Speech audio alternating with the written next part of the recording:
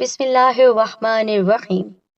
تمام تعریفیں اللہ رب العزت کی بابرکت ذات پر، اور بے شمار درود و سلام ہمارے نبی محمد مصطفیٰ صلی اللہ علیہ وآلہ وسلم، ان کی ازواج مطہرات، ان کی آل اور صحابہ کرام پر۔ السلام علیکم ورحمۃ اللہ وبرکاتہ۔ میرے ساتھیوں، اللہ تعالیٰ نے ماہ رمضان المبارک کو بہت سے فضائل عطا کیے ہیں، اور یہ مہینہ خاص امت محمدی صلی اللہ علیہ وآلہ وسلم کو ملا ہے۔ یہ ہمارے لیے ایک تحفہ ہے، یہ وہ مہمان ہے کہ جس کی ہمیں اطاعت کرنی ہے، یہ وہ مہمان ہے کہ جس کی ہمیں قدر کرنی ہے، اور قدر کرنے کا سب سے بہترین طریقہ ہے ذکر و اذکار۔ اور رمضان کریم کے رحمتوں والے عشرے یعنی پہلے عشرے میں 10 دنوں میں آپ لوگ کر لیجئے 3 ایسے کام کہ انشاءاللہ ان کاموں کو کرنے سے بڑی مشکل آپ کی دور ہو جائے گی، چاہے وہ مشکل پہاڑ کے برابر کیوں نہ ہو۔ انشاءاللہ نصیب چمکے گا، تقدیر بدل جائے گی۔ بس دل سے آپ ان کاموں کو کیجئے، اور برائے مہربانی ہمارے چینل سید دین کارنر کو سبسکرائب کر کے آپ بیل آئیکن کو دبائیے اور نوٹیفیکیشن کو بھی کلک کر دیجیے گا۔ ساتھ ہی جس طرح میں نے آپ کو بتایا کہ رمضان کریم کا پہلا عشرہ کہلاتا ہے رحمتوں برکتوں والا عشرہ۔ اللہ کی رحمت تو سارا سال ہی بندوں پر نازل ہوتی ہے۔ وہ تو اتنا غفور الرحیم ہے کہ ہر رات کو اپنے بندے کے قریب آتا ہے اور کہتا ہے کوئی مانگنے والا؟ آسمان دنیا پر آ کر وہ فرماتا ہے کوئی بخشش کا طالب؟ ہے کوئی جو دعا مانگ رہا ہے کوئی جس کا دل دکھا ہوا ہے؟ آئے اور مجھ سے مانگ لے۔ اور پھر سوچئے، اس نے ہمیں تحفے میں دیا رمضان المبارک، اور رمضان کریم کی ایک ایک رات باعث برکت اور رحمت ہے۔ پہلا عشرہ جس میں آپ یقیناً بہت سے کام کرتے ہوں گے، بہت سے ایسے اعمال کرتے ہوں گے کہ جس سے آپ کا رب راضی ہو جائے، لیکن اس کے علاوہ بھی 3 کام ایسے ہیں جن کو میں اگر آپ کو بتاؤں اور آپ یہ عمل کر لیں تو پھر دیکھے گا کہ انشاءاللہ، کیونکہ ہر شخص چاہتا ہے کہ اس کی حاجت جلد از جلد پوری ہو جائے۔ سالوں سے جن کی حاجتیں پوری نہیں ہوئیں ان کے لیے تو یہ بہترین موقع ہے کہ وہ اس سال رمضان کریم کے پہلے 10 دنوں میں، پہلے عشرے میں ضرور یہ 3 کام کر لیں، کیونکہ آپ نے اللہ تعالیٰ کے حضور سجدہ ریز ہو کر اپنے لیے مغفرت کی دعا مانگنی ہے، اپنے لیے اپنی پریشانی کم کرنے کی دعا مانگنی ہے۔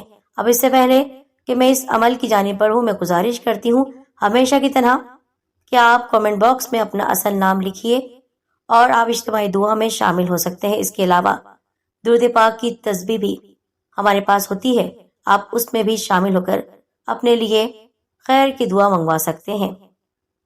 ساتھیوں، سب سے پہلا کام جو آپ نے کرنا ہے رمضان کریم کے عشرے میں، چاہے پہلے عشرے میں کر لیں یا پھر پورے رمضان کریم میں آپ یہ کام کر سکتے ہیں، اور وہ تسبیح ہے عظیم ذکر کی، جس کے لیے فرمان مصطفیٰ صلی اللہ علیہ وآلہ وسلم ہے۔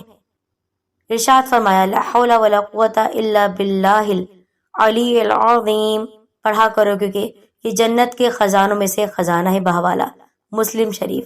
ارشاد فرمایا گیا کیا میں تمہیں جنت کے دروازوں میں سے ایک دروازے کے بارے میں نہ بتاؤں؟ عرض کی وہ کیا ہے؟ ارشاد فرمایا لا حول ولا قوت الا باللہ العلی العظیم۔ جس نے لا حول ولا قوت الا باللہ العلی العظیم پڑھا تو یہ اس کے لیے 99 بیماریوں کی دوا ہے۔ ان میں سب سے ہلکی بیماری رنج و غم ہے۔ پریشانی دور کرنے کے لیے، اپنے آپ کو مصیبتوں سے نکالنے کے لیے آپ یہ حدیث پہلے سماعت کیجئے۔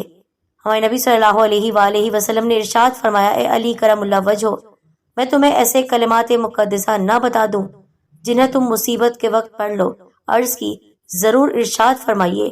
آپ صلی اللہ علیہ وآلہ وسلم پر میری جان قربان، تمام اچھائیاں میں نے آپ ہی سے سیکھی ہیں۔ ارشاد فرمایا جب تم کسی مشکل میں پھنس جاؤ تو اس طرح پڑھو بسم اللہ الرحمن الرحیم ولا حول ولا قوت الا باللہ العلی العظیم۔ پس اللہ پاک اس کی برکت سے جن بلاؤں کو چاہے گا دور فرما دے گا۔ تو یہی ہے وہ ذکر جو آپ نے کرنا ہے۔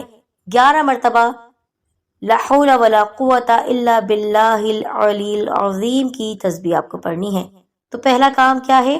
لا حول ولا قوت الا باللہ العلی العظیم 11 مرتبہ آپ نے کسی بھی وقت کسی بھی نماز کے بعد کوشش کریں کہ آپ پڑھ لیں، لیکن اگر آپ کسی نماز کے بعد پڑھنا بھول جائیں تو چلتے پھرتے بھی آپ لا حول ولا قوت الا باللہ العلی العظیم کو 11 مرتبہ پڑھ سکتے ہیں۔ پانی پر دم کر کے آپ پی لیں تو انشاءاللہ شیطانی وسوسوں سے امن میں رہیں گے۔ دوسرا کام جو آپ نے کرنا ہے وہ ہے سورہ فاتحہ کا ورد۔ سورہ فاتحہ کو آپ نے 7 مرتبہ پڑھنا ہے، چاہے تو کسی نماز کے بعد، چاہے تو آپ چلتے پھرتے جس طرح لا حول ولا قوت الا باللہ کی تسبیح آپ نے پڑھی اسی طرح 7 مرتبہ سورہ فاتحہ آپ پڑھ لیں۔ یہ ہو گئے 2 کام۔ تیسرا کام جو آپ نے کرنا ہے وہ ہے تنہائی میں بیٹھ کر، خلوت میں بیٹھ کر اللہ تعالیٰ کو یاد کر کے ایسا محسوس کریں کہ رب سامنے ہے، آپ کا ہمارا رب سامنے ہے اور وہ بہت نزدیک ہے اور ہمیں سن رہا ہے۔ بے شک وہ سنتا ہے، لیکن اس وقت تصور کیجئے بالکل تاریکی نہیں بلکہ روشنی میں، لیکن لوگ نہ ہو، لوگوں کا ہجوم نہ ہو، باتیں نہ ہو رہی ہوں، دنیاوی اغراض کی باتیں نہ ہو رہی ہوں، بلکہ ذکر ہو رہا ہو، اور آپ اس وقت تصور کیجئے اللہ تعالیٰ آپ کے بہت قریب ہے اور آپ اس کے سامنے جھولی پھیلا کر آنسو بہا کر گریہ وزاری کرتے ہوئے بھیک مانگ رہے ہیں اس کی رحمت کی، بھیک مانگ رہے ہیں اس کی مغفرت کی، بھیک مانگ رہے ہیں کہ اللہ تو میری دعا سن لے، یا اللہ تو میری تمام پریشانیوں کو دور کر دے۔ تو نہیں سنے گا تو کون سنے گا؟